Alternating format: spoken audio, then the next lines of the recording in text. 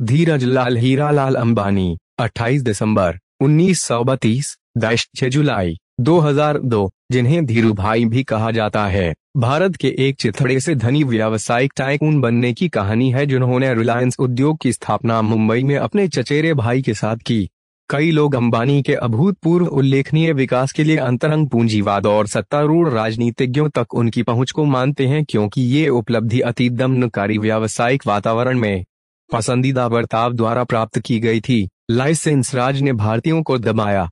1990 तक भारतीय व्यवसाय का गला घोंट दिया और उन्हीं को राजनीतिज्ञों ने लाइसेंस प्रदत्त किया जो कि उनके इष्ट थे, जिसने प्रतियोगिता के कोई आसार नहीं छोड़े। अंबानी ने अपनी कंपनी रिलायंस को 1977 में सार्वजनिक क्षेत्र में सम्मिलित किया और 2007 तक परिवार, बेटे मुकेश अंबानी और अनिल अंबानी की संयुक्त धनराशि $100 अरब थी, जिसने अंबानियों को विश्व के धनी परिवारों में से एक बना दिया। उनके घर की पहली कुर्सी गिरधर लाल मेवाड़ा ने बनाई, जो गुजरात से थे। धीरू भाई अंबानी का जन्म 28 दिसंबर 1933 को जूनागढ़, जो कि अब भारत के गुजरात राज्य में है, चोरवाड़ में हीराचंद गोवर्धन भाई अंबानी और जमुनाबेन एक के बहुत ही सामान्य मोद परिवार में हुआ था। यद्यपि वे गुजरात में जन्मे थे, जो कि एक सामाजिक धार्मिक समूह है संबंध रखता है और पहले उत्तर पश्चिमी भारत का प्रांत था और विभाजन के बाद अब हिंदुस्तान की संपत्ति है, हिंदुस्तान के अधिकार में है। वे एक शिक्षक के दूसरे बेटे थे। कहा जाता है कि धीरू भाई अंबानी ने अपना उद्योग व्यवसाय सप्ताहांत 3 में गिरनार की पहाड़ियों पर तीर्थयात्रियों को पकौड़े बेचकर किया था। परिवार आर्थिक तंगी से गुजर रहा था, इसलिए धीरू भाई अंबानी केवल हाई स्कूल तक की पढ़ाई पूरी कर पाए और इसके बाद उन्होंने छोटे मोटे काम करना शुरू कर दिया। जब वे 16 वर्ष के थे तो ईडन, यमन चले गए। उन्होंने डॉलर के साथ काम किया। बेसी और कंपनी है बेस और कोत के साथ $300 के वेतन पर काम किया। 2 साल उपरांत डॉलर बेसी और कंपनी शेल उत्पादन के वितरक बन गए और ईडन अडेन के बंदरगाह पर कंपनी के एक फिलिंग स्टेशन के प्रबंधन के लिए धीरू भाई को पदोन्नति दी गई। उनका कोकिलाबेन के साथ विवाह हुआ था और उनको 2 बेटे थे, मुकेश अंबानी मुकेश अंबानी और अनिल अंबानी और 2 बेटियां नीना कोठारी और दीप्ति सालगांवकर 1958 में धीरू भाई भारत वापस आ गए और 15,000 की पूंजी के साथ रिलायंस वाणिज्यिक निगम रिलायंस कमर्शियल कॉरपोरेशन की शुरुआत की। रिलायंस वाणिज्यिक निगम का प्राथमिक व्यवसाय पॉलिएस्टर के सूत का आयात और मसालों का निर्यात करना था। वे अपने दूसरे चचेरे भाई चंपकलाल डैमनी, जो उनके साथ ही ईडन अडेन, यमन में रहा करते थे, के साथ साझेदारी में व्यवसाय शुरू की।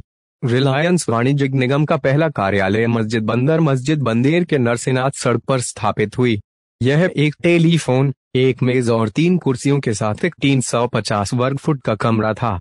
आरंभ में उनके व्यवसाय में मदद के लिए 2 सहायक थे। 1965 में चंपकलाल दिमानी और धीरू भाई अंबानी की साझेदारी खत्म हो गई और धीरू भाई ने स्वयं शुरुआत की। यह माना जाता है कि दोनों के स्वभाव टेम्पेरामेंट अलग थे और व्यवसाय कैसे किया जाए इस पर अलग राय थी। जहां पर श्री दमानी एक सतर्क व्यापारी थे और धागे के फैक्ट्रियों भंडारों के निर्माण में विश्वास नहीं रखे थे, वहीं धीरू भाई को जोखिम लेने वाले के रूप में जानते थे और वे मानते थे कि मूल्य वृद्धि की आशा रखते हुए भंडारों का निर्माण भुवनेश्वर, मुंबई 4 के एस्टेट में किया जाना चाहिए ताकि लाभ बनाया जाए, मुनाफा बनाया जाए। 1968 में वे दक्षिण मुंबई साउथ मुंबई के अल्टमाउंट सड़क को चले गए, स्थानांतरित हो गए। 1960 तक अंबानी की कुल धनराशि 10 लाख रुपए अंकी गई। रिलायंस टेक्सटाइल्स वस्त्र व्यवसाय में अच्छे अवसर का बोध होने के कारण धीरू भाई ने 1966 में अहमदाबाद नरोडा में कपड़ा मिल की शुरुआत की। पॉलिएस्टर के रेशों सूतों का इस्तेमाल करके वस्त्र का निर्माण किया गया। 5 धीरू भाई ने विमल ब्रांड की शुरुआत की, जो कि उनके बड़े भाई रमणीकलाल अंबानी के बेटे विमल अंबानी के नाम पर रखा गया था। विमल के व्यापक विपणन ने इसे भारत के अंदरूनी इलाकों में एक घरेलू नाम बना दिया। मताधिकार खुदरा विक्रेता केंद्र की शुरुआत हुई और वे केवल विमल छाप के कपड़े बेचने लगे। 1975 में विश्व बैंक के एक तकनीकी मंडली ने रिलायंस टेक्सटाइल्स निर्माण इकाई का दौरा किया। इकाई की दुर्लभ खासियत यह थी कि इसे उस समय में विकसित देशों के मानकों से भी उत्कृष्ट माना गया। 6 धीरूभाई अंबानी को इक्विटी कल्ट सामान्य शेयर इक्विटी कल्ट को भारत में प्रारंभ करने का श्रेय भी दिया जाता है। भारत के विभिन्न भागों से 58,000 से ज्यादा निवेशकों ने 1977 में रिलायंस के आईपीओ की सदस्यता ग्रहण की। धीरूभाई गुजरात के ग्रामीण लोगों को आश्वस्त कर सके कि उनके कंपनी के शेयर धारक होने से उन्हें अपने निवेश पर केवल लाभ ही मिलेगा। रिलायंस इंडस्ट्रीज रिलायंस उद्योग रिलायंस इंडस्ट्रीज यह विशेषता रखता है कि यही एक ऐसा निजी क्षेत्र की कंपनी प्राइवेट सेक्टर कंपनी है जिसके कई वार्षिक आम बैठकें एनुअल जनरल मीटिंग स्टेडियम में हुई है। 1986 में रिलायंस इंडस्ट्रीज रिलायंस उद्योग की वार्षिक आम बैठक क्रॉस मैदान मुंबई में की गई, जिसमें 35,000 शेयर धारकों और रिलायंस के परिवार ने भाग लिया। धीरूभाई बड़ी संख्या में प्रथम खुदरा निवेशकों को संतुष्ट कर सके कि वे रिलायंस की कहानी को जाहिर स्थापित करने के लिए भाग लें और मेहनत से कमाए गए पैसे को रिलायंस टेक्सटाइल आईपीओ में लगाएं, यह वादा करते हुए कि उनके विश्वास के बदले उनके निवेश पर उन्हें पुख्ता मुनाफा मिलेगा। 1980 तक अंबानी की कुल राशि को 1 बिलियन रुपयों तक आंका गया।